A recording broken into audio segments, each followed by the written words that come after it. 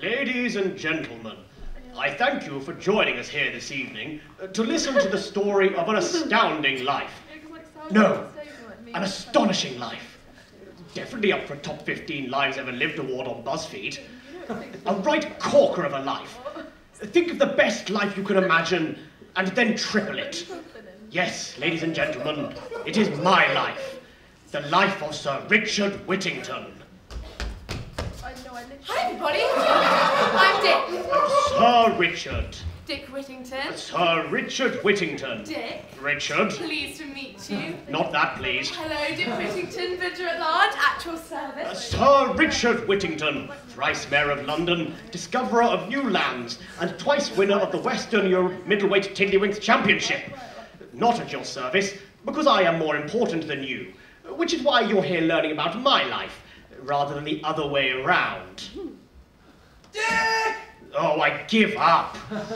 For the early years of my life, I resided in the delightful village of Quaintington St. Rustic. During this time, my brother and I were both raised by my lovingly overbearing mother alone, as my father had died 2 years before I was born. The simple peasant life was idyllic, fulfilling, and most of all, boring. Dullness and anti-fun beset me at every turn. I wanted something more. Unfortunately, not everyone in the village quite understood my complaints. I find it very pleasant to be a lowly peasant. To become an birth to the rank of serf. But have you never pondered that if you had but wandered slightly further afield than simply the next field, then you might have discovered there's a little more there than simply tilling fields and pulling straw out of your hair. Or you could have been a soldier writing off the foreign cities. But then no one would milk my cows, and that would be a pity.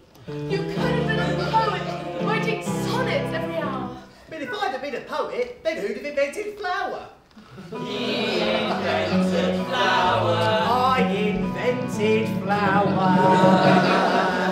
Well, be that as it may, my friends, I simply can't agree. When I look out the windows, I want to see more than trees. There's nothing wrong with trees.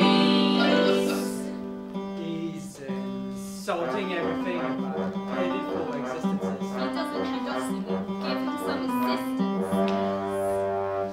I've got to go. He's got to go. As soon as I Wish he'd get out. No, there's nothing left for me here.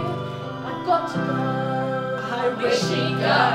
Far away. Oh, joyous day!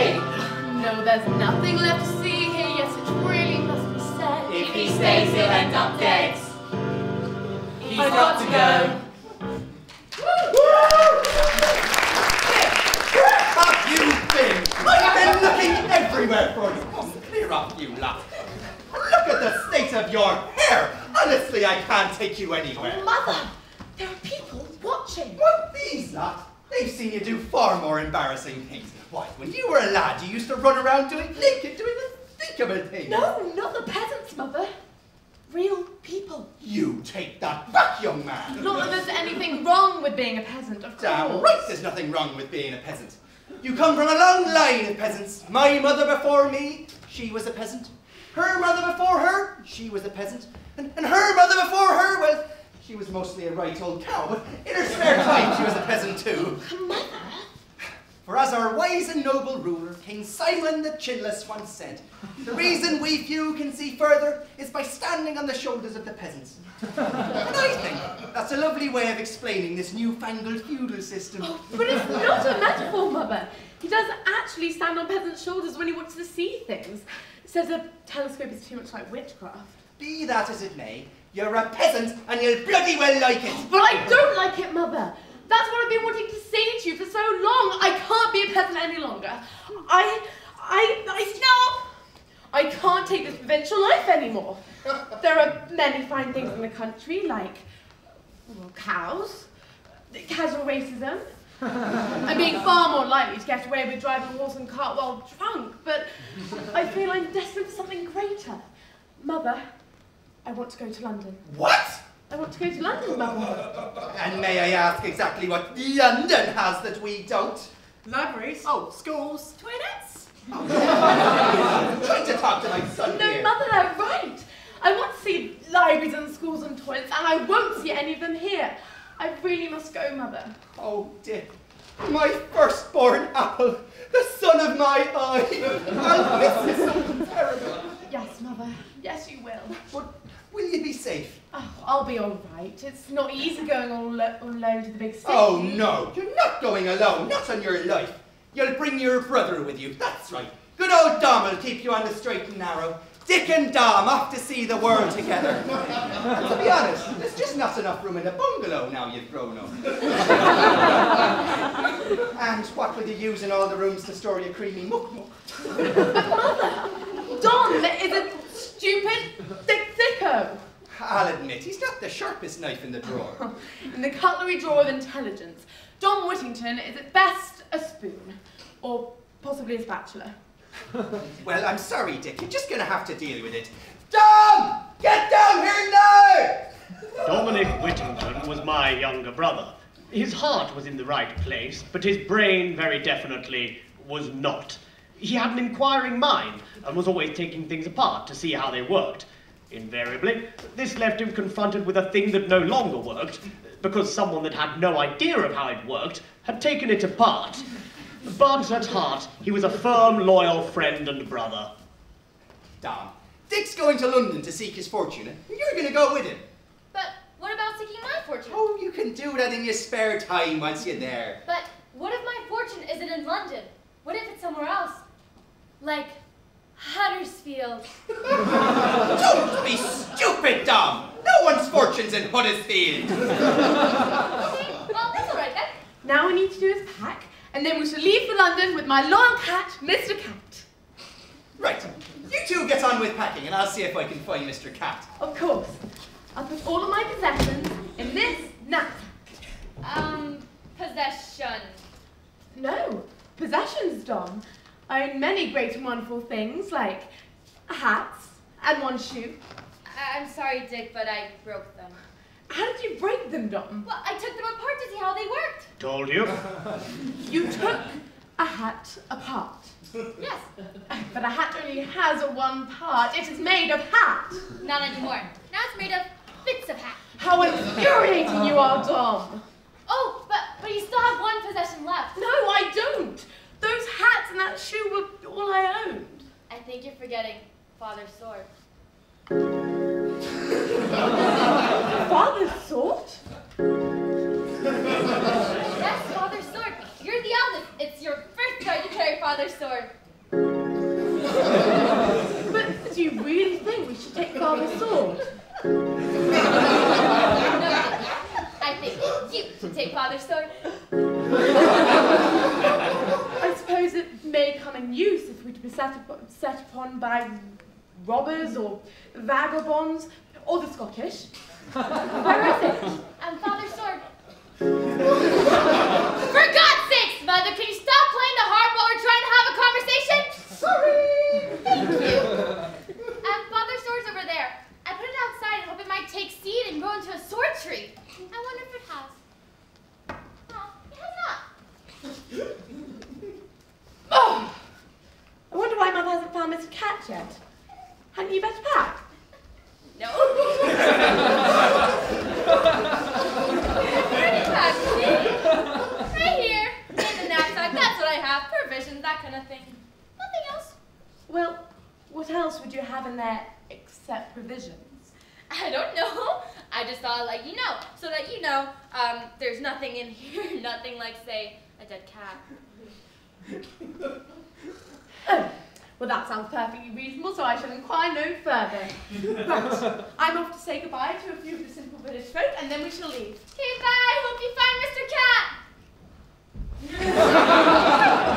I can't find nor hair of that little feline fiend.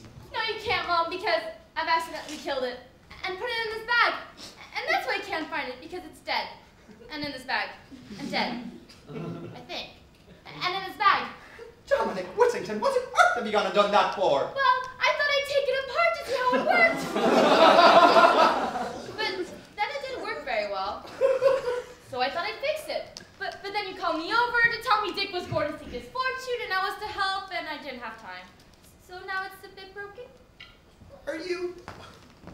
sure it's dead?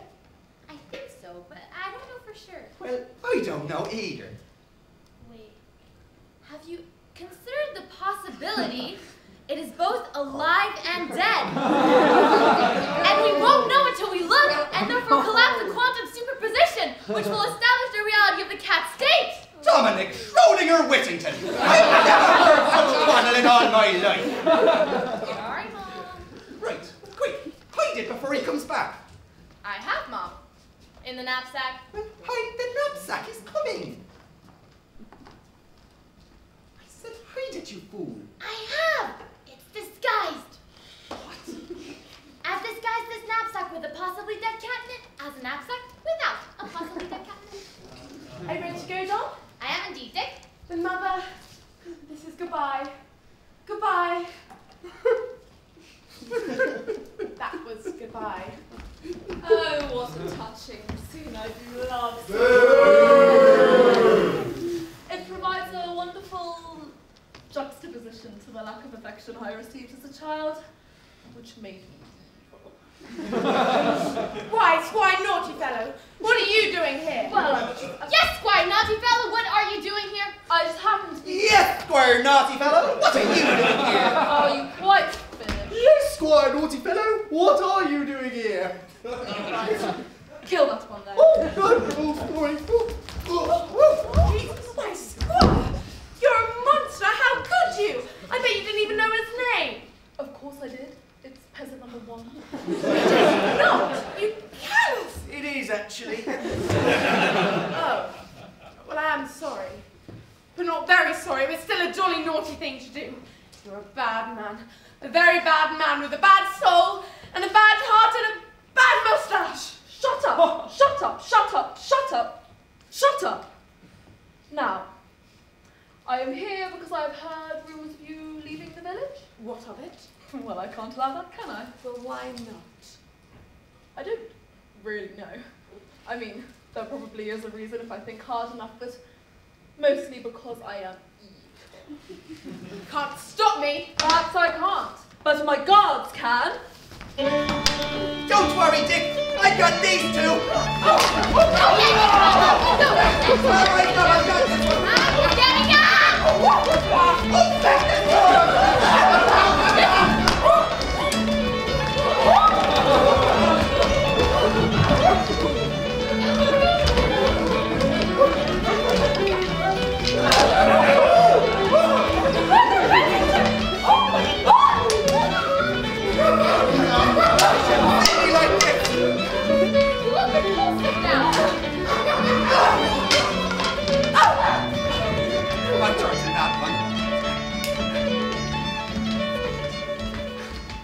Well, now I look very silly.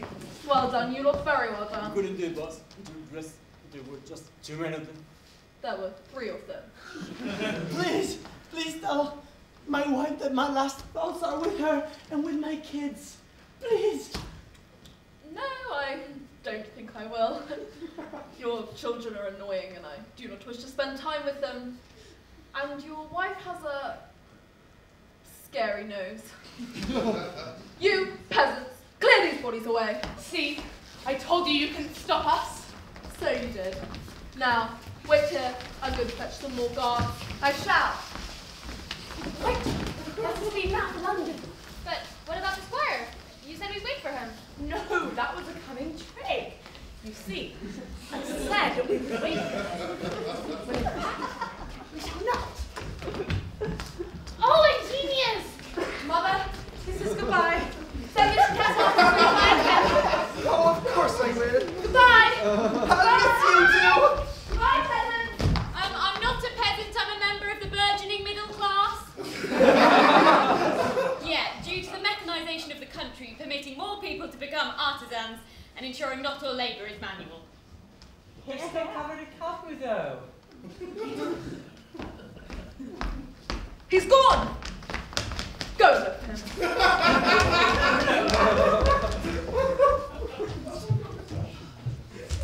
Dick Whittington, you have embarrassed me. I shall not let this go unpunished. I, Squire Naughty Fellow, shall be your doom! Hey! Shut up.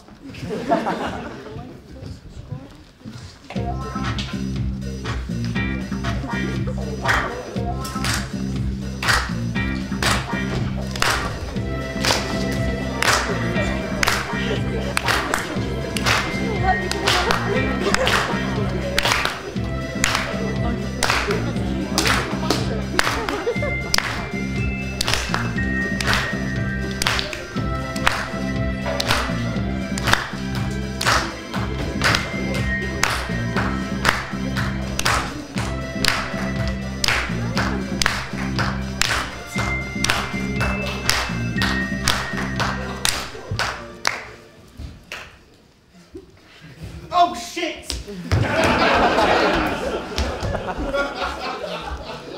Dear Mother, I'm writing to tell you that I've arrived in London safely. I had arrived in London. The city is both lovely and delightful. The city was both unlovely and anti-delightful. When I first stepped into its bounds, I felt a great shiver go up my spine. This was because I had fallen in a puddle. But after the shiver, I felt a great warmth sweep over me, as if London herself were welcoming me into her arms. This was because the puddle turned out to be full of fresh urine. Excited and curious, I walked forward into my new life. Urine-soaked and bewildered, I walked forward into a lamppost. There are many colourful characters in London, Mother. There were many wankers in London. And still are. One of them sold me some delightful local food. One managed to persuade me to spend a small fortune on a baked potato. It had an odd taste, but I must keep myself open to new experiences. It was yucky. Ugh. Dom and I then found our way to the local tavern, where we whiled the night away drinking, playing cards, and chatting with my new friends. We passed out after 2 drinks and awoke in an alley. All in all, London is pretty much the best thing since sliced bread. London is not as good as sliced bread. London is not as good as unsliced bread. In any bread-based comparison, London comes an embarrassing second, except a brioche, which is horrible. All the best. Your loving son, Your son? Dick. Richard. And Dom as well, although he's out getting food in a minute. You may, of course, be wondering where we had gotten a desk from, having woken up, as previously mentioned, in an alley. Luckily, we had come to London in the middle of the great furniture surplus of 1403, where there was such an oversupply of all house fittings that one could not walk down a street without tripping over at least 3 abandoned chaise lounge and a bedraggled hat stand. We had found these items strewn about the alley we woke up in, and were therefore able to eke out a life in some semblance of comfort. Or we would have, if not for the fact it had begun to rain. I was just bemoaning my situation. Bemoan, bemoan, bemoan. When fate, as fate often does, decided to shake things up a little. That's there, young man! And what you be doing with my furniture? Your furniture? Aye, my furniture! I was saving up in this here alleyway for a rainy day. Oh, and what with it being a rainy day, you thought you'd come and fetch it? Is it raining? I can't feel anything. So it does appear to be raining. Anyway, I was just walking around the streets of London looking for new members for my crew. If I'm checking my own furniture stash! You have a crew, sir? It's great that it's stopped raining now.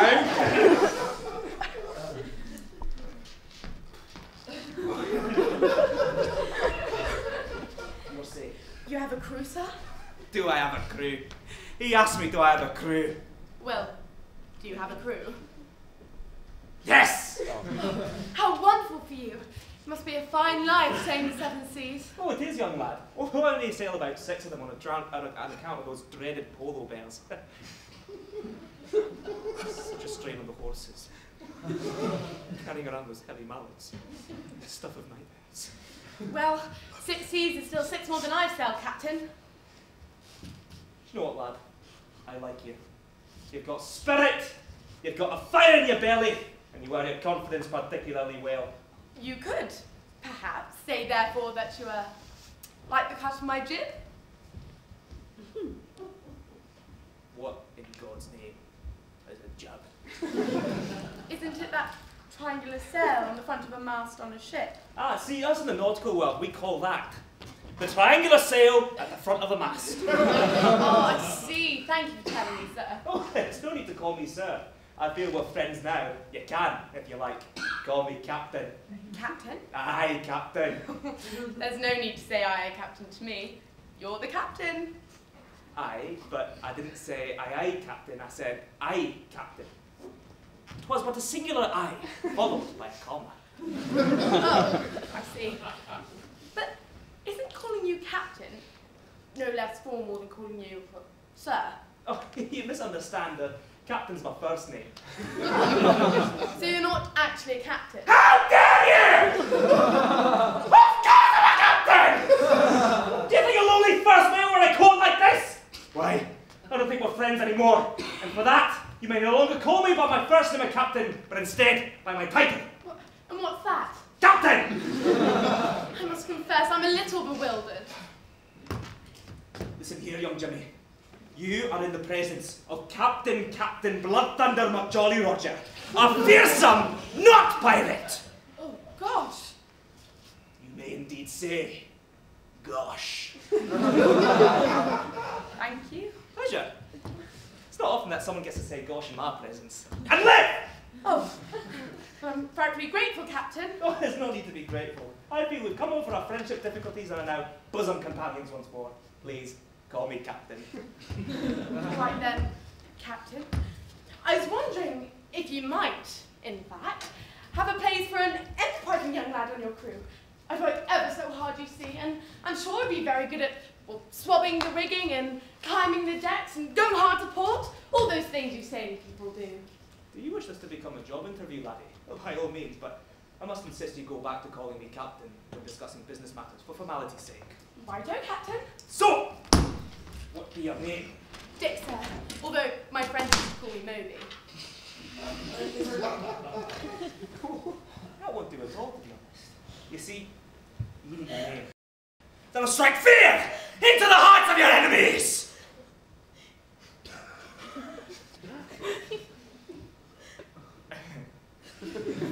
Sorry, I mean hearts of people.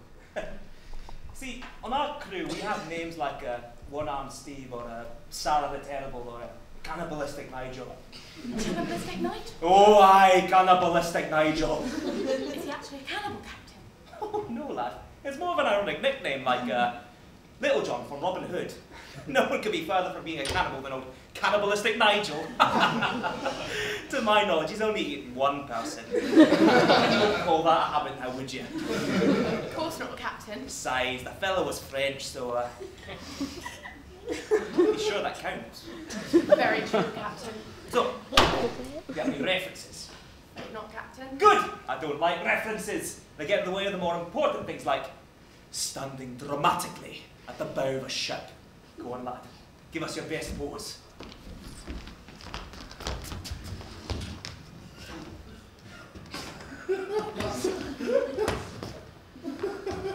Your back could do with being maybe 2 degrees a bit straighter and get the back closer. Maybe get your hair billowing a bit more mysteriously, but there's definitely potential. Now, lad, where do you see yourself in 5 years? Oh, that's easy. Dead. Dead? Yes, Captain, dead. I'm not usually one for criticising a young man's ambition, but that's kind of an odd one to pick. Well, it's because it's the Middle Ages, and the average lifespan is 21, and I'm already 17. Oh, that's true. What's your greatest strength? I'd say my greatest strength is being able to lift heavy things. Strength? Huh, that's a brilliant strength! And what about your greatest weakness? That would be my brother. Your brother? Yes, Captain, my brother. He's a very, very stupid man, and he's always getting me into all sorts of trouble. But I love him dearly, and I cannot abandon him. You see, lad, therein lies the problem. Because if I were to pick you as part of my crew, that would mean abandoning your brother, and we can't be having that now, can we? Well, I was wondering if you might, in fact, take us both on. 2 for the price of 1, as it were. He may be very stupid.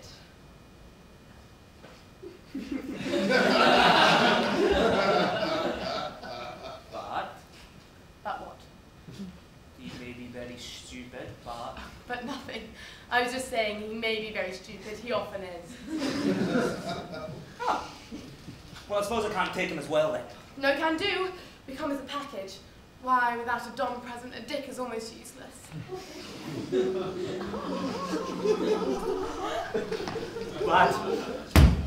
That is the soundest argument I have ever heard in my entire life. And I've had 3. You're hired. Now, spit on your hand and shake. No, I meant my hand. Oh! Come on! Yes, Captain! Onwards! Onwards to adventure! You still haven't got the billowing right, laddie. Now come on or we'll miss the tide. Dick! Dick? Dick? Where is he? His bag! It's still here. He must be dead. Somehow I always knew it would come to this. Lost and alone without my brother beside me. Good gods, why did you take him away from me? What cruel malice was afoot your heart when you struck down this noble man? His passing is but a short while ago, and yet I still feel his presence. He's behind you! What do you mean he's behind me? He's dead! He'll always be there, though, to make me laugh when I need it. All those stories, everything. If only I could just see him one last time. Just to dance with him one last time the way we used to before. Hey, Dick. I thought you were dead. Really? Why? You know, got back here, you weren't there. It just seemed like the logical conclusion. Oh, well, I'm not. Are you sure? Yes, I am sure. I'm alive, like a beaver or some mold. Okay, we'll get it. Anyway, I came back to tell you that we've become cabin boys on a non-pirate ship. So grab your oddly cat-shaped knapsack and come on. Truly, this would be a taste of adventure. I left for the ship, heroically making my brother carry my knapsack.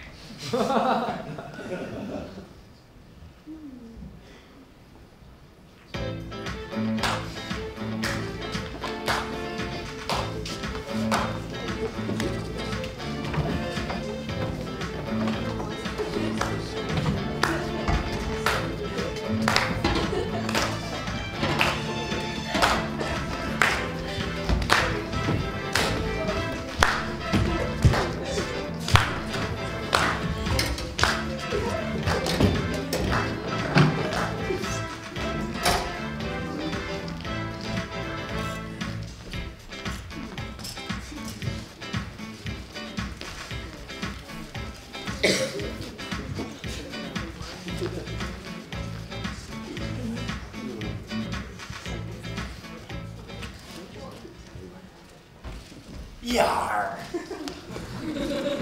Yarr! Right, lads. Welcome to the good ship, the HMS Waterproof. It now be the time to introduce you to the crew of this fine vessel. Each crew member shall step forward and say an interesting fact about him or herself, followed by her name. I'm Sarah, Andrew the Terrible. Called such because I'm shit at everything. Stephen the non-pirate. My hobby is calligraphy. I'm Jessica, the non-pirate. My hobby is not calligraphy, because calligraphy is wank. Bob, the non-pirate, and I don't really mind calligraphy. Tarquin, the non-pirate. I feel that calligraphy is a valid tool for artistic expression. Carl, the non-pirate. Down with the calligraphic bourgeoisie! Victory to the penmanship proletariat! Yarr! Mill Snodgrass and non-pirate, I feel like calligraphy-based revolution is a bit too extreme. We're looking for handwriting reform rather than a complete reordering of the literary regime, you know? Tim the non-pirate. I can't read. What kind of holistic Nigel? Come on. For 20 years I've been sailing on this ship, dealing with everything that Farquhar's Island could throw at me. But do they call me Nigel, the sailor? No! I saved 3 children from drowning on the Dalmatian coast. But do they call me Nigel the hero? Of course they don't. Of course you don't. I pulled a man's spine out of his nose. But do they call me Nigel, the guy who always takes board games a bit too seriously? Not on your life! But you eat one fucking Frenchman and all of a sudden everyone thinks that it's the core of your whole identity. Oh, there goes cannibalistic Nigel. Oh, you ate another human.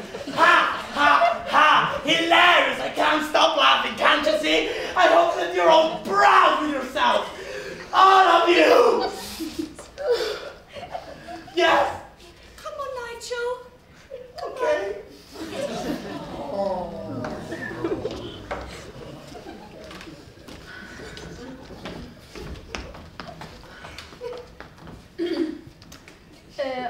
My name is First Mate Nice Chap. My interesting fact is that I have never met Dick or Don Whittington before. That's not a very interesting fact. Well, that is because I'm not a very interesting man. And therefore you should pay no attention to me or whatsoever. Oh, that all seems to be in order. So, Captain, are we now to set sail? Aye, lads. But there is but one thing left to do. Introduce you to the final member of our merry menagerie of fearsome not pirates.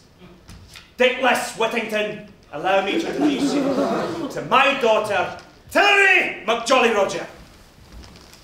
Now, excuse me, while my first mate and I conveniently go and do things, say about 10 metres away from here. When I saw Tillery, my whole world stood still, and I knew at once that this was a woman with whom I would like to settle down with. Or at least have some sex with, and do some cuddling after. Oh, Tillery. Was your father a thief? For surely he has stolen the stars. No. Beg pardon? No, he's not a thief. I meant it metaphorically. It was part You of... know he's not a thief. You work for him. That's really not the point. Oh, it's not important to brand someone's only living relative as a thief, is it? She's right to be on it, Dick. Calling your father a thief was a bit below the belt. For heaven's sake! Do neither of you appreciate romance when you see it? I feel you're committing the age-old mistake of confusing slander for romance. Mr. Whittington, tell your brother he should refrain from speaking to me again until he can avoid inquiring as to whether my relatives are criminals. Hello, Cricket. Once again, my idiot brother had ruined everything. His courteous silence and occasional agreement had obviously terrified the young lady, leaving her unable to exhibit her burgeoning passion for me. Some help you were. Some help was there with what? Oh, good God! Dom, just look at that girl. I was being all charming and you just stood there like a wet fish. But I don't think what fish can stand. You were no help at all. They don't have any legs. Oh, honestly, have you never experienced this feeling? No, don't think so. Have you never felt something surging, grown within you, rising up until it threatens to overtake your whole being, till every inch of you is burning with the sensation? That. Oh, yeah, I've had that. Well, what do you do? Well, normally I burp. And regret having eaten curry. For heaven's sake, this is useless. I'm going to write some soppy poetry in my cabin and think about how rubbish my life is. Okay, bye! I nobly strode away with my head held high, prepared to woo Tillery the proper 14th century way, with incredibly self-indulgent and soppy poetry.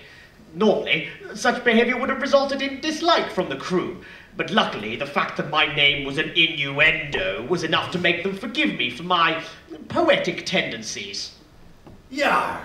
Did you hear the captain's got a new Whittington? Yar!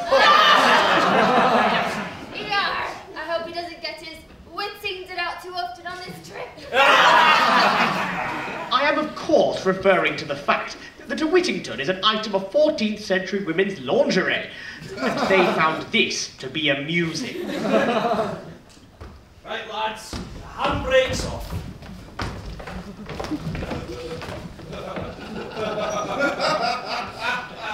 There. Now, lads, go a bit to the left, then go forward. Captain, you don't speak as sailory as I thought you would, because there used to be an old boatman in my village, and he would say sailory things all the time, like, lean hard to port, or stow the bowl lines, or bugger off, you little pest, before I kick your teeth in. Oh, how we laugh. What do you mean, port? Well, I mean the direction port, meaning somewhere, instead of starboard, meaning a different somewhere. See, as in the nautical world, we use terms like that to confuse landlubbers, or, as we like to call them, people who don't normally go into the sea, if at all. Or, for short. Oh, very wise. Now, lads, get all your bags, including the oddly rat-shaped one, into the boot. The rest of you, stop standing around and heave to! Hoist the mainsail! Bend down the hatches! Get on with a bit of sailing! Aye, aye, Captain! I can't hear you! Aye, aye, Captain! Oh! No, stop that. We can't afford the copyright infringement. Now, it was the first time I'd ever been at sea. The salt spray soaked us all. I said soaked us, not sprinkled us. Thunder roared. Oh, for goodness. Thunder roared. Lightning flashed. And through it all, I courageously stayed in my cabin, writing soppy poetry about Tillery. Captain, that was a quick storm, wasn't it? Hi, lad, it's these December storms, which normally last about 47 seconds. Oh, and then why has the spray stopped? You normally tend to forget it after a while. Captain, I have a little question. I don't mean to be rude or anything, but don't some of your men seem a bit piratey?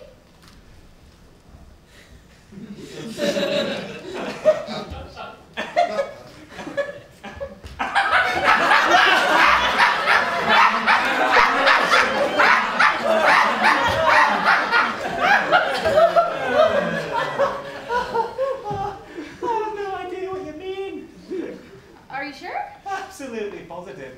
Tell them, boys!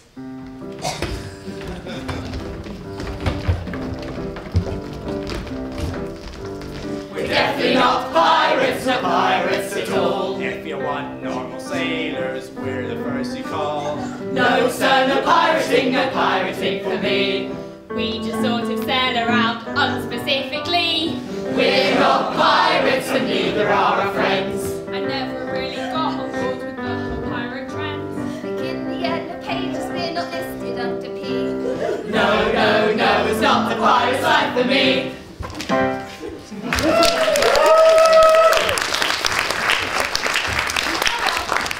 That clears everything up then. Captain, what's in the barrel? I have no idea, lad. I mean, we know we don't put anything in it, it's more for the look of the thing. First mate!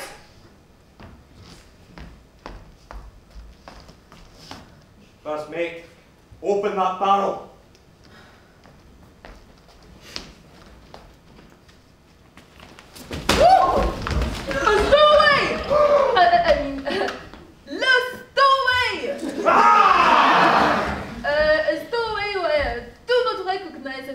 Never seen before in my life. And we know what we do with stowaways, don't we, boys? What do we do with stowaways, boys? I don't know, I skipped orientation. And never read the annual. We make stowaways! Do the plan!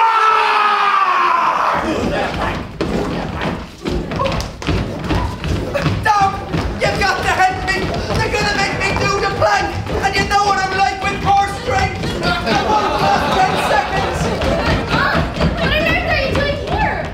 I just couldn't bear seeing you and Dick go off on your own. My mother and the captain had never seen each other before. They were like two otters, who had also never seen each other before, but really, really fancied the other otter. First mate, nice chap. This ravishing young lady must not be subjected to the plank. But Captain, it's bad luck to have a woman aboard.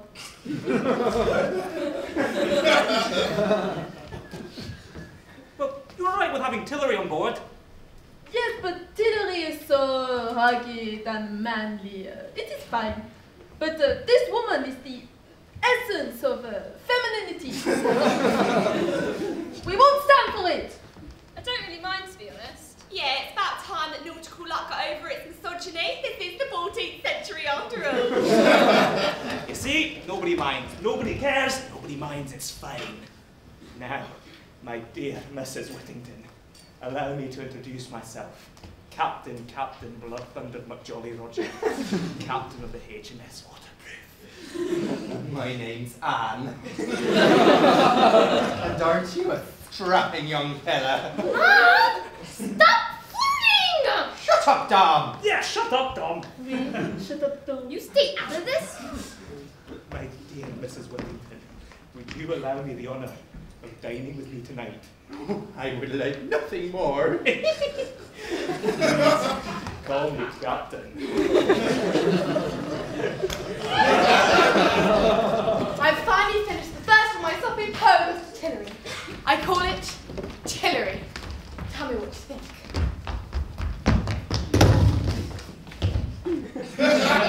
Tillery. Oh, Tillery. Oh, Tillery. My heart longs for you. My loins burn for you. In short, I fancy you. Will you go out with me? Yours sincerely, Dick Whittington. There. Oh, I see. You're in love with Tillery. Yes. You want to hold her hand and kiss your face? Well, yes. Just like Mother and the Captain. Yeah. Wait, what? Oh, right. Well, while you're away, Mother stowed away on board, and the first mate, who has never seen us before, was going to make her do the plank. But then the captain decided he fancied her.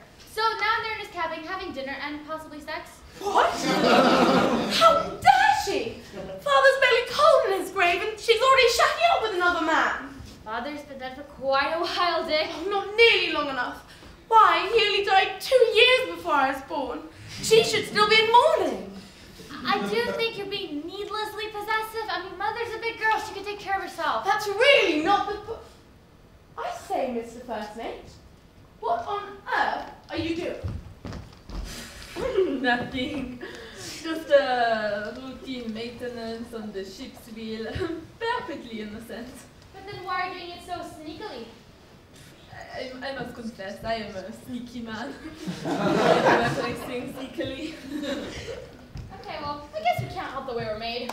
Wait, there are rocks over there. Were you planning on sawing through the wheel so that we cannot avoid them, Mr. First Mate? No.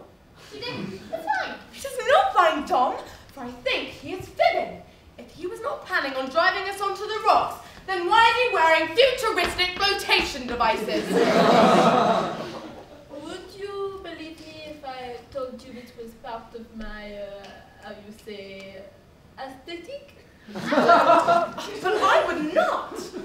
Well, then it is I, the Squire, your arch nemesis. Boo! I don't think so. The squire doesn't have an eye patch. Duh.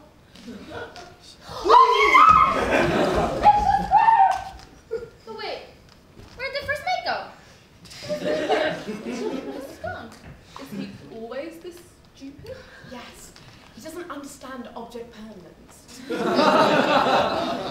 Well, never mind your brother's mental deficiencies, Dick Whittington, for it is truly me, your doom. I shall crash this ship onto the rocks, and all on it shall die. Except for me, who shall float safely away. All shall die, including your mother and your beloved Tenerife. Oh God, you monster!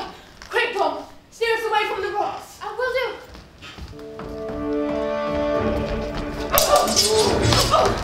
Help!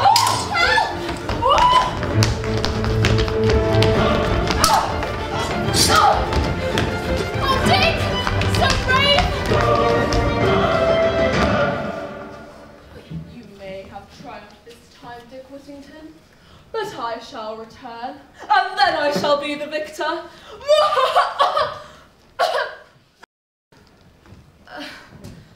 I'm sorry, this has never happened to me before. That's all right. It's a stressful situation. You're under pressure.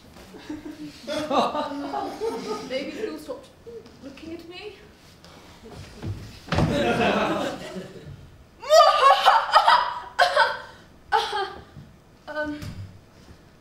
Could we just cuddle instead? Sorry, what?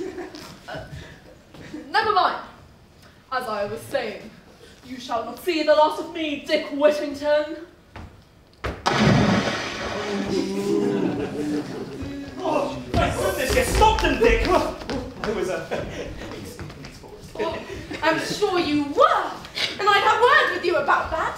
And you, Mother, I'm ashamed of you, stowing a whip. Oh, Dick, you were so brave. I'm sorry for being so beastly to you earlier. I'm sure it would have been a wonderful chat-up line if I'd have just let you finish. Do it now. I'm afraid I've got it. Oh. Such is the curse of the Whittington men.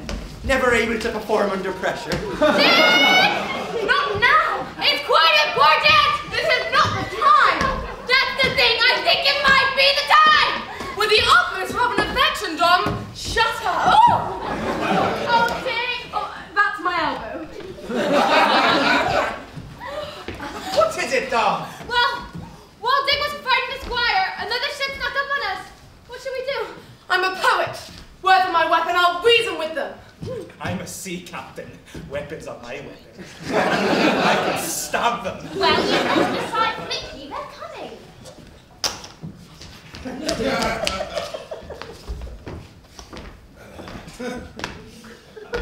Excuse me, who's driving this ship? That wasn't the officer? Do you know how fast you were going, sir? No. Oh, but I know exactly where I am. Dominic Heisenberg Whittington. You're gonna get us all thrown in jail.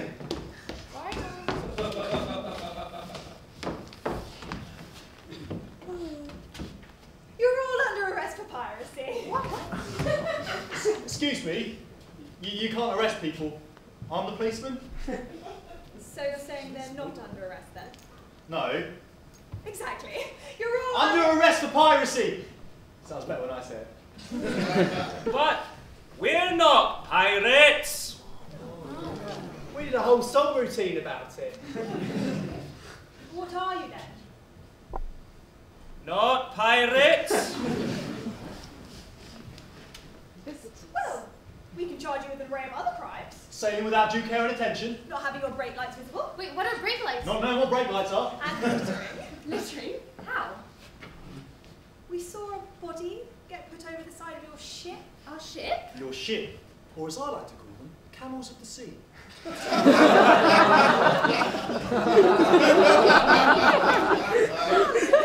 can't just dump people into the sea. It's very dangerous to the wildlife. And the people, come to think of it. Yeah. Turtles get their heads stuck in the person. That's terrible. So, we have no choice but to arrest you. He means I had no choice but to arrest you. You can't arrest people. And you have no choice but to be arrested. Are you sure we have no choice but to be arrested? Ha ha! Yes. Don't worry, everyone. I shall resist. Dominic, oh Whittington, you should be no such thing. Shall not resist. Now, if you'd like to follow me in an orderly line. Why are you taking us? Taking you to see the king. The king? Yes.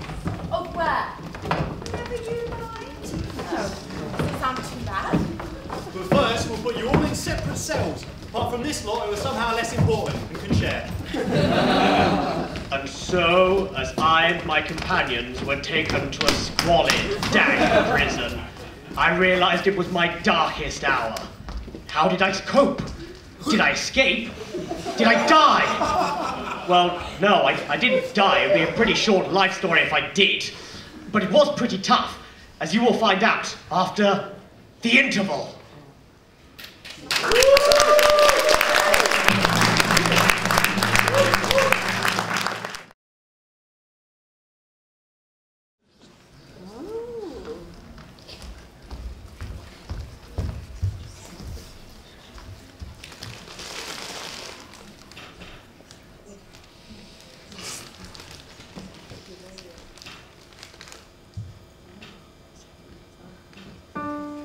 I feel the problem with this administration is one of a misdirection of funds. They should be concerned with rehabilitation, rather than with just screwing off our thumbs. It is easy with those incarcerated to forget that we're human too. I would argue that those three are obligated to change our moral compasses. Currently askew. Oh, there is no social progress in a dungeon. The ruling class just ain't concerned about whether those they've locked up are having fun. Ha! They'd rather see our dignity constantly snuffed out. I was locked away because I criticised my country's head. We're all sympathetic, he's a monolithic prat. I was locked away because I went and stole a loaf of bread. It was pathetic how he never shuts up about that. Oh, there is no social progress in a dungeon. The ruling class just ain't concerned about whether those they've locked up are having fun. Ha! They'd rather see our dignity constantly snuffed out.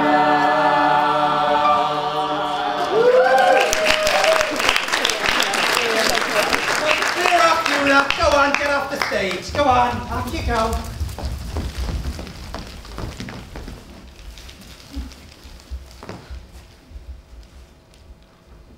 Well, this is nice, isn't it? I'm sorry. Us getting to spend some alone time at last. In a prison cell? Yes, exactly. It's the perfect place to get to know each other.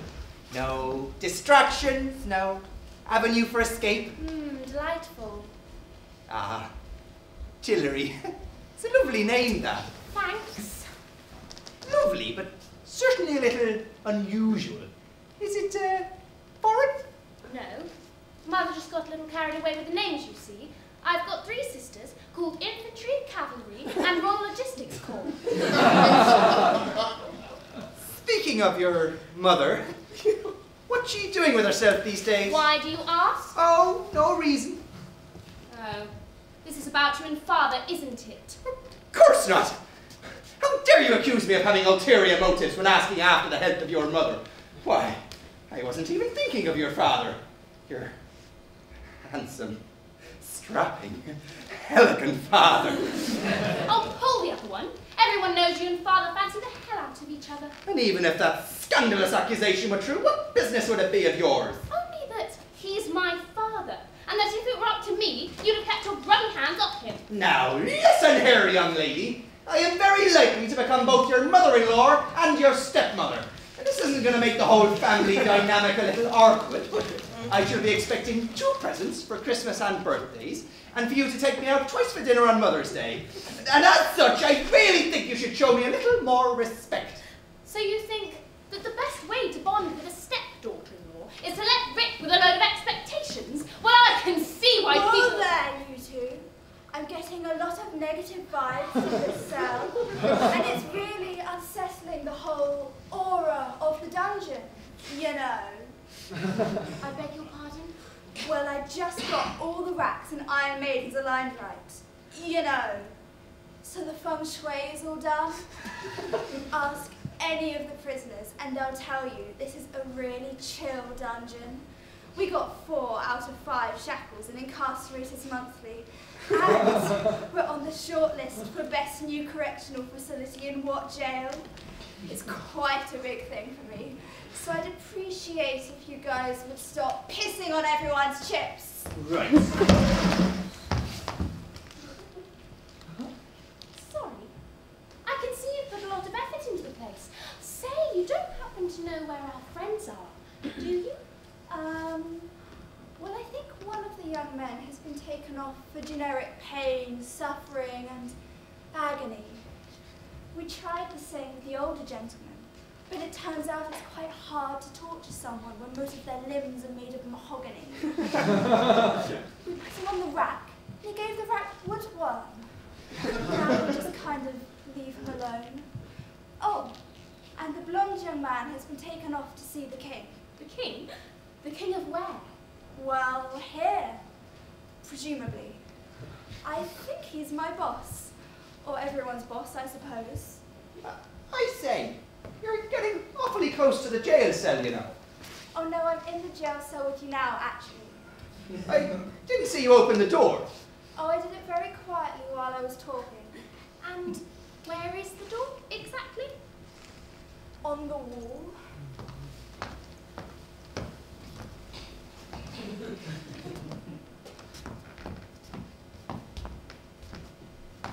I can't seem to open it.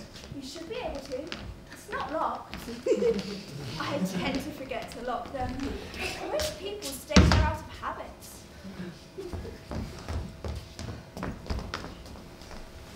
Right, well, we're just gonna go and nip off and explore around the dungeon. See you later. There we go. Peace at last. My beloved Tillery, and equally beloved, but in different non-Oedipusy ways, mother, had escaped the dungeon. Meanwhile, I was brought before the king.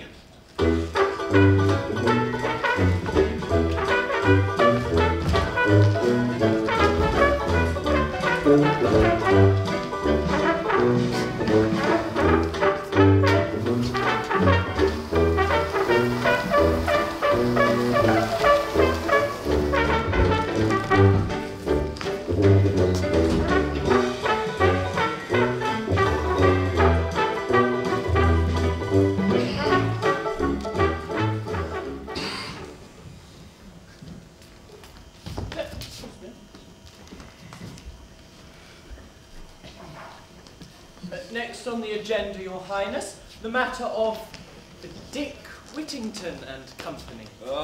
Dick, pleasure to meet you, love the name. What's that all about? Put it there.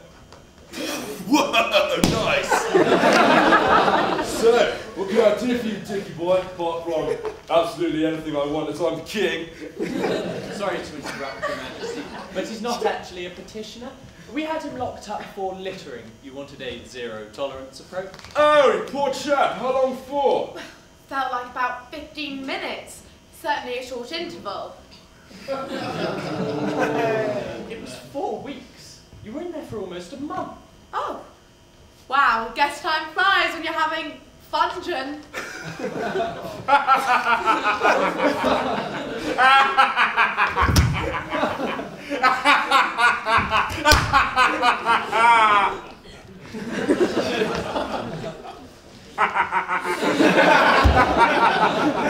Yes, yes! Ah! Yes, fantastic pun! Or, perhaps, fantastic pungent.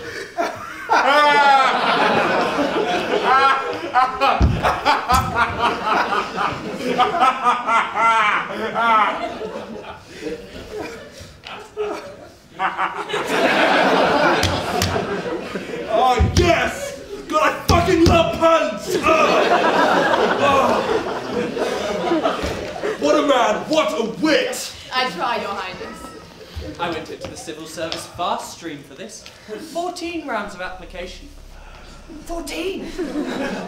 Well, it strikes me, young Dick, that a man who can pun like that is just the sort of fellow who can help me with a minor issue. You see, the neighbouring kingdom has been getting rather antsy of late. You know, burned villages, violated treaties, the whole shebang. Apparently as a result of some new leader or other. New leader? Funny thing, actually, he turned up about the same time we captured you and your pals. What, about 20 minutes ago? 4 weeks? It's definitely been 4 weeks. Something like that. Thing is, ridiculous as it sounds, he's on his way here with an army and, you seem like a capable fellow, so would you mind, you know, stopping in? Really? You're entrusting the defence of the kingdom to a man who was until recently a prisoner? Yes. Do you really think that's wise, sire? Excellent question, Vizier, and I will answer it. Soon as you've instituted Protocol 7. What's Protocol 7? Yes, Vizier, what is this Protocol 7? You know what Protocol 7 is, sire. You wrote it. Yeah, I did. And now I want you to explain it to Dick Boy over here. When Protocol 7 is instituted, everyone present is to remind themselves who is wearing the shiny metal hat and who is therefore in charge and needs his sandals kissed. And remind me, who's wearing that hat? You are, sire. So, you still want me to answer your question? No, sire. Okay. Very nice to have. I like your throne as well. Oh, this is just my throne for casual. Yeah, no, I've got another for best. I bet the other one's lovely. Oh, you bet. It's got diamonds bigger than camels' testes all over it.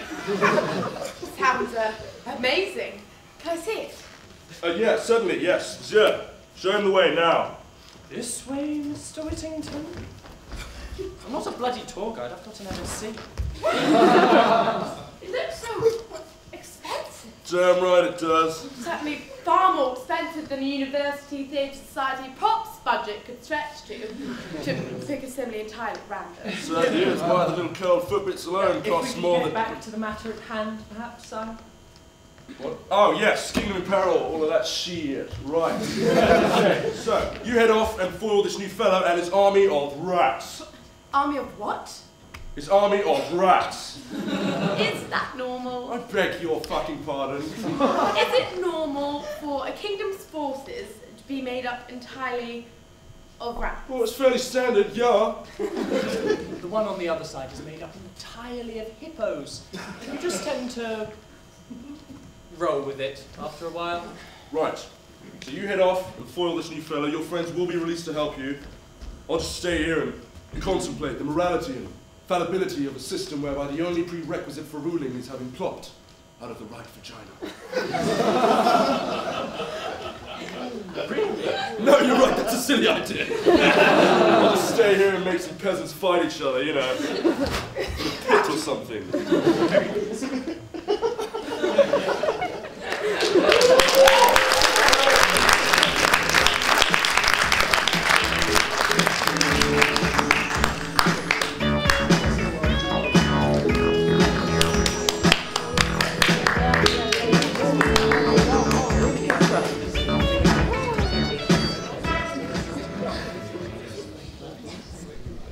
We shall now leave our heroes, the foremost amongst which is, of course, me, and exhibit a brief snapshot of what was going on in the enemy camp at that point in time. Squire Naughtyfellow, for it was, of course, he who had taken command of the army of rats, was making ready to move on to the kind and benevolent, if a little too dungeon-happy, kingdom that I and my friends had found ourselves aiding. I do not know exactly what passed between the squire and his subordinates, but I have done my best to give an accurate impression of the general characters and the wishes of those involved. Blah, blah, blah. Evil. Blah, blah, blah. blah. Army of rats. Blah, blah, blah. I am jealous of the stunningly handsome and heroic Richard Whittington. Blah, blah, blah. I have a small penis. Squeak. This interpretation of events has been frowned upon for some bizarre reason. Critics have called it weighted, biased, and startlingly self-indulgent. I have therefore, with great reluctance, included the version of events posited by the noted historian Raymond Busybody, which will now follow. I'm going to go over this one last time. It really is a very simple plan. I'm sure it is, boss, but I fear you're forgetting that we are, in fact, rats. You managing to organise into hierarchical structures and to current armed forces is all a testament to your abilities, but I feel expecting us to follow multiple detailed instructions is only going to set you up for disappointment. Squeak. Shut up. Now, step 1 is to march into the castle. Squeak, sniffle, squeak. Actually, boss, Sandra has a point. What will this be in rats? Marching's a little bit beyond our capabilities. We could do you a decent scuttle, though. Or possibly a dash. Edward Years says he's very good at sidestepping if that's needed. Fine. So, step 1 is you scuttling into the castle. Step 2, you find Dick Whittington and you bring him to me. Squeak, squeak, sniff. Thank you, Miguel. What does he smell like? Tall, blonde, substance entitlement, blue eyes. No. What does he smell like?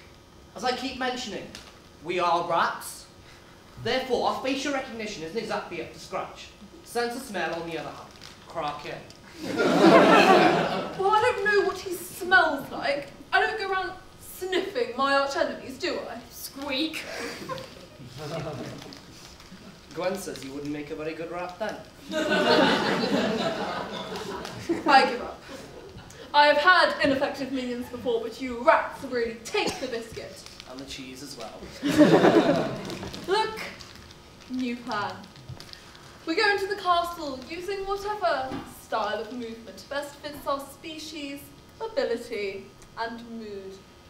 I point at Dick Whittington and you kill the rest. All right? Fine, but when we come back, I'm sending you on one of those management courses. I despise you with every fibre of my being. We scuttle at dawn. Be ready.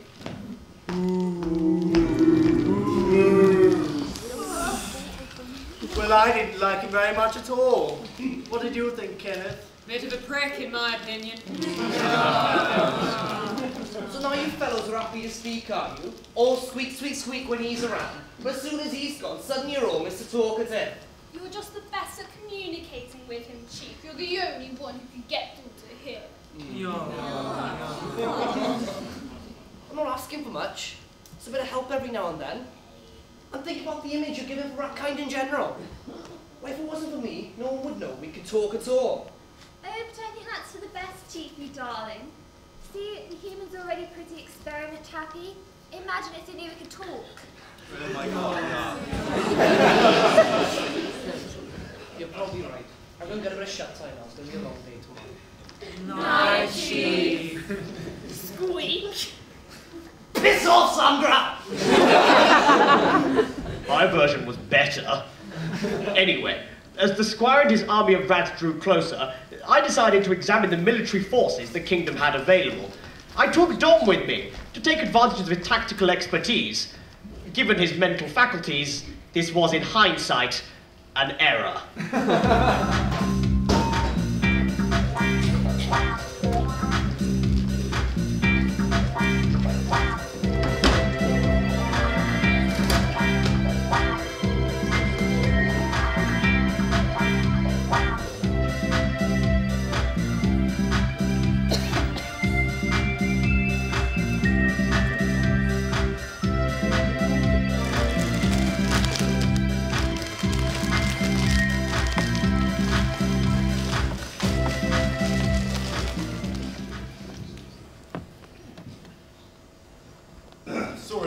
Chief.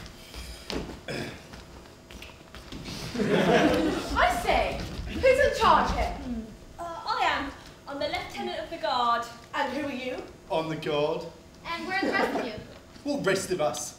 Well, the other guards. There are no other guards. It's very simple. I'm the lieutenant of the guard. He's the guard and lieutenant of. Yeah. Today, at least. Today? That's right, we take it in turns. Today, I'm the guard. Tomorrow, I'll get to be the lieutenant. There used to be a badge, but we lost it. You lost it. It was lost. And when you're not reading badges, what exactly is it that you do? We guard. I sometimes forget as well, but there's a clue in the name. Yeah. But what is it you guard? Well, this table and these cards. And more specifically... The kingdom? And are there many enemies to the kingdom in this room? Well, evidently not. Because we're guarding it. Yeah. And what if there is a threat to the kingdom that is not, in fact, in this room? Well, there obviously hasn't been. Kingdom's still here, isn't it? So we must be doing something, right? Yeah. Right. Well, let me have a look at the list of guards and we'll see what we have to work with. Yeah. Dear Diary, I've left the rat. Here we are. Here's me under G for guard the. And here's me under O of the guard lieutenant. But, you know, I always think it's a hell of a coincidence that the alphabet came in alphabetical order. It's just lucky, really. But there's no one else in there. I did say there were no other guards. I assumed you meant there were no other guards on duty today. Ah, well, as I always say, assumption makes an S out of you, an umption. Damn right. So you're telling me that to combat an army of rats, I have 2 guards? 2 highly effective guards who have never had a kingdom stolen from underneath their noses. That's right. Does that ever happen, though? Let me put it this way. Have you ever heard of the Golden Kingdom of Law? No. Ha! Exactly. Stolen. They wouldn't Right have from under their been noses. if we were on the scene. For heaven's sake, time is running out, and I'm wasting time with you half-wits. Highly effective half-wits who have had a 100% success rate with the task they have assigned themselves vis-a-vis a nation. Shut up! Dom, we need to call a council of war. Oh, can we come? No. Can I come? Also no. Are Mom and Hillary going? I'm afraid not. Well, then who is? Me, Captain, and maybe the king. Are you sure that's a council and not just, say, a chat? Yes, Dom, yes, I'm sure. It was definitely a council. We sat around a table and were overly formal with each other. Or at least I was. The other 2 had an interesting idea of what should be discussed at a council of war.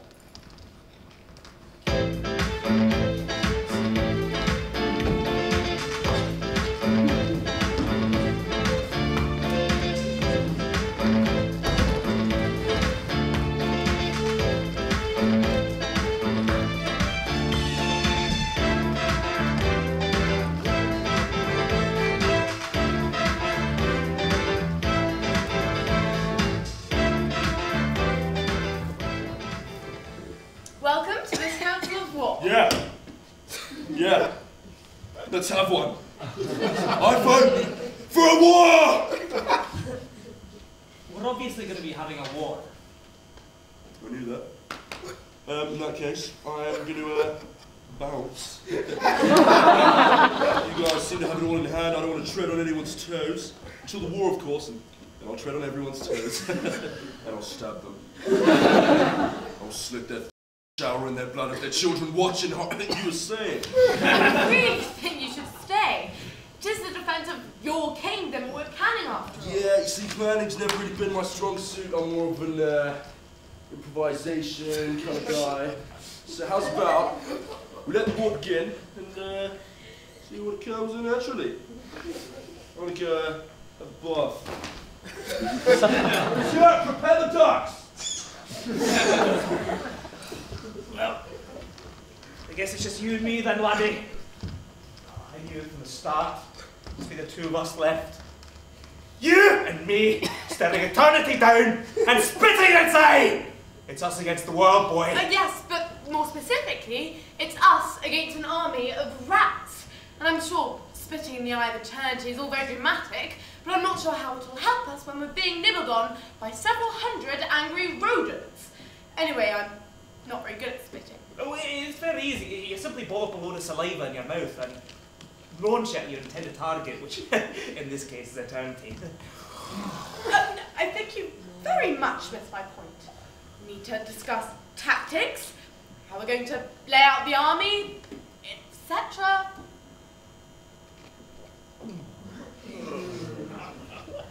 Our forces consisting of you and me. Yes. Although Dom can be pretty handy in a scrap and Mum can take care of herself. Your mother is the essence of fragile, elegant beauty and should be nowhere near the fight. Right. Moving on from your frankly bizarre obsession with my You mother. take that back, Dick Whittington! What was that? It came from behind you. Oh, no, it didn't. Oh, yes, it did. Oh, no, it didn't. Oh, yes, it did. Oh, no, it didn't. Oh, yes, it bloody well did. I was wrong, apologies. Just the two of you. So it was just a chat. Shut up, Dom. My dear Mrs. Whittington, I hope you don't mind the frankly presumptuous comments I made earlier. It's simply a matter of... Does no one realise we're about to be in a war? It is a fairly well-known phenomenon that those faced with peril will often seek arms in the solace of those they... It's still icky. The facts that here, we need to be ready. Oh, quick, Hillary! Life of my life. I've written another poem for you, actually. It goes like this.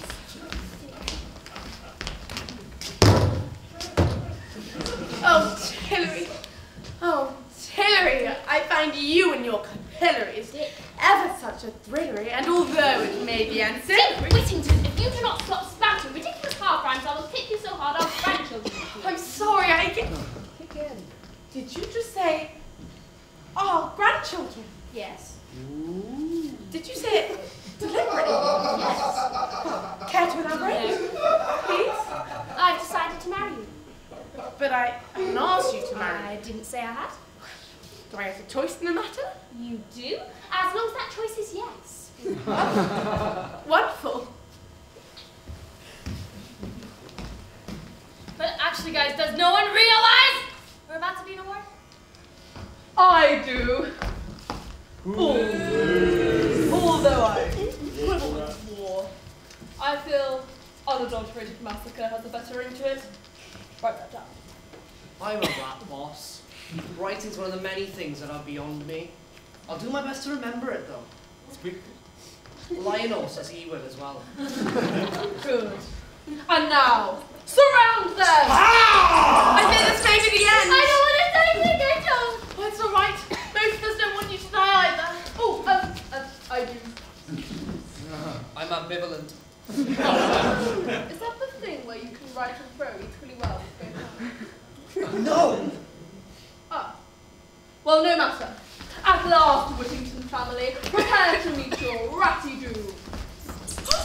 Mr. Cat! Thank God! Mr. Cat's alive after all! Oh no, boss, we can't be doing with that. With what? It's a cat! I can see that for myself. We've already established you don't know much about rats, do you? I would have at least thought that you'd have known that a cat's favourite food is a rat. I thought it was mice. We don't talk about mice! Well, there's only one cat. Just deal with it. It's huge and scary. It's tiny. Maybe to you it's a great big human, but the average cat's about 5 to 7 times bigger than a rat. Yes, but this one blatantly isn't. Might be. It's not. Could be standing really far away. It's standing right in front of me. They could be massive. They're not massive. Excuse me, if you're quite finished. Actually, mate, we're trying to have a conversation here. Give us a second. Shouldn't be. You should be killing them. We're not killing them if there's a cat in the picture. Yeah. contract. A contract which has a very generous pension, which I would actually like to collect. And more importantly, does not include insurance. I am standing here and they're talking about the finer points of employment law. You're right. Mr. Cat! Attack! Come on, Mr. Cat! Meow! Come on, Mr. Cat, get them! Ow! It's got a weird rough cat tongue! Yes! Meow! Meow! Come on, Mr. Cat! Meow! Meow! Meow! Meow! Fine! I don't need a rat army. It looks like it's just you and me, Dick Whittington. Yes. Just you and me, man versus man. So, it's come to this. Yes. A duel for the fate of the kingdom. Maybe the fate of the two of you, actually. You will see tomorrow, Dick. Come on, guys, fight! Fight! Fight! Dom, this isn't the playground. This is the playground. Oh, for fuck's sake! I'm sorry, that was awful. I've never been good at the whole pre-fight repartee thing. Well, it's really not the most important bit, is it? I know, some people are really good at it and it's annoying. I once fought this guy who was all, "Oh, I'm gonna paint the earth with your blood." And all I could think of was, "No, I'm going to paint the earth with your blood." And he just kind of looked at me and, Well, that's a bit rude. What did you do? skewered him, crucified his family, like I'm going to do to you! Dick Whittington. Oh, well done, that was really good. Oh, thanks. I'm in the zone now. We can start if you want. Oh, well, after you. No, I insist. Oh, thanks. Here I go. Oh! Go on, Dick! Go on, Dick! Go on, Dick! Your sword. It's the same as mine. Yes, Dick. But it is. My sword was my father's. Yes. No. Yes. No, I am. It can't be. Dick Whittington. I am. Oh! A patron of the same sword shop your father. Wait a second. So you're not my father? No. Oh, thank God. Your mother is repulsive. I'm so relieved. What? Oh, Don't you be foul. Oh, steady on. A real gorgon. Stop it. Oh. Sorry. I just think I did a little bit of a sick in my mouth thinking about it. How dare you? How dare I? How dare you not want to have sex with my mother?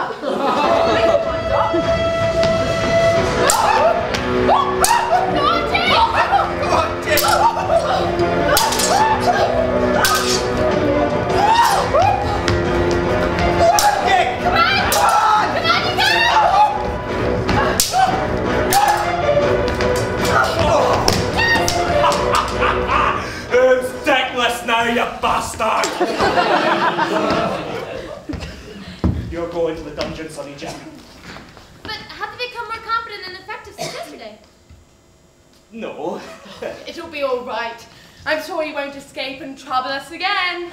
Not with ice legs, he won't. I think we've had quite enough violence for one day. Why don't we put down all the edged weapons? Righto. You know, you're an utterly terrifying young lady. Thanks. Not so bad yourself.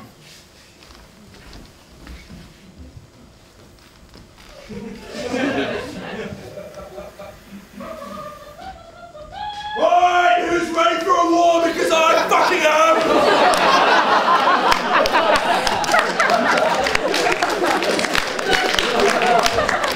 It's over. We won.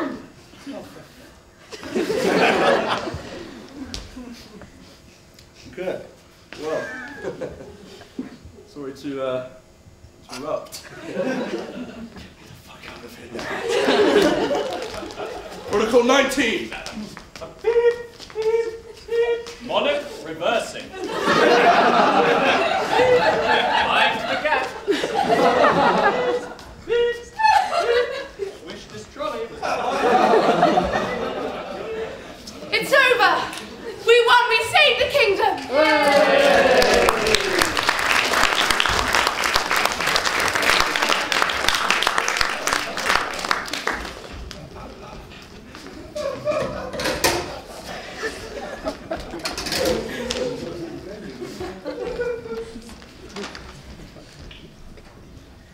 It was indeed over. The kingdom was safe from the squire and his bratty minions, who returned home to the various peasanty villages they infested, and lived out the rest of their short, unhappy lives, apart from the ones that Mr. Cat ate, who did not, for reasons that should really be obvious.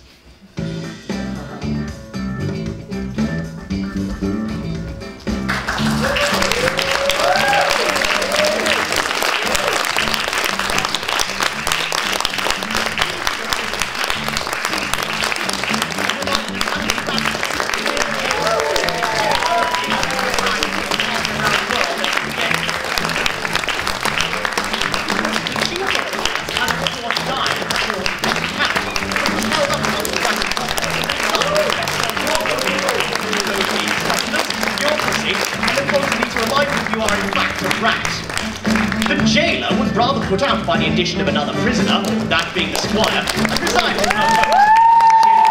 The shop was sold greatly using guidebooks, homeopathic crystals, and torture implements. Cannibalistic Nigel eventually became a captain in his own right, although to his chagrin, the crew insisted on referring to him as Captain Cannibal instead of Nigel. His crew did not have a high survival rate. Continued to offer sensible, effective, and well-thought-out advice to the king, and continued to be soundly ignored. When the king died and was replaced on the throne by one of his children, the vizier was prepared for a continuation of matters. During their first meeting, the new monarch implemented every single suggestion the vizier made, causing him to die of shock.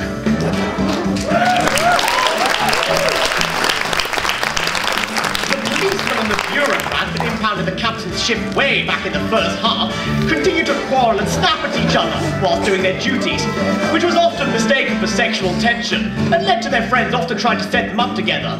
According to their protestations, this was unsuccessful. Lieutenants of the Guard and the Guard continued to protect the kingdom from theft for many years, never once moving from their small room in the castle. Soon after their deaths, the kingdom was in fact stolen, leading them to feel very smug in their graves. The king, as previously mentioned, continued his ridiculous and shouty ways until his death. This was due to an unfortunate incident involving a peanut allergy, a grappling hook, and a small dragon.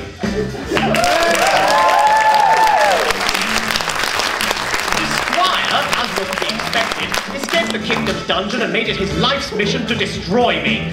But that is a story for another day, so I shall simply tell you that I'm a much better person than he is, and won every time.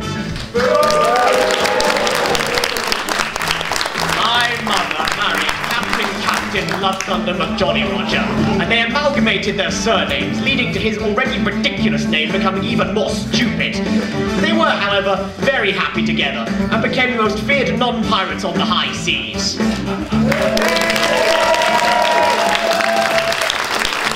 My little brother became a celebrated scientist, inventing many fantastic new creations, the highlights from which include self-cleaning plums, the semi-automatic hat stand, and Uber, a method by which people let others know of their surprise upon seeing a bear.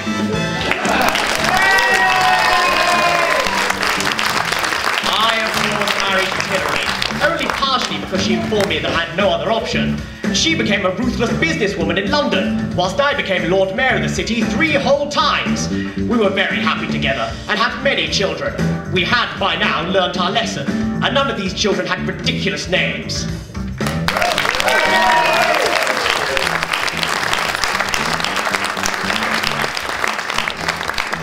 Finally, I would like to make you all aware of something, though I'm sure the cleverest amongst you will have worked it out already. Shut up. This story, my story, involving non-pirates, evil squires, a cat in a bag, bad dungeons, worse guards, inadequately developed relationships, and a man with a silly name, the story of Sir Richard Whittington, is quite obviously an analogy for Christmas.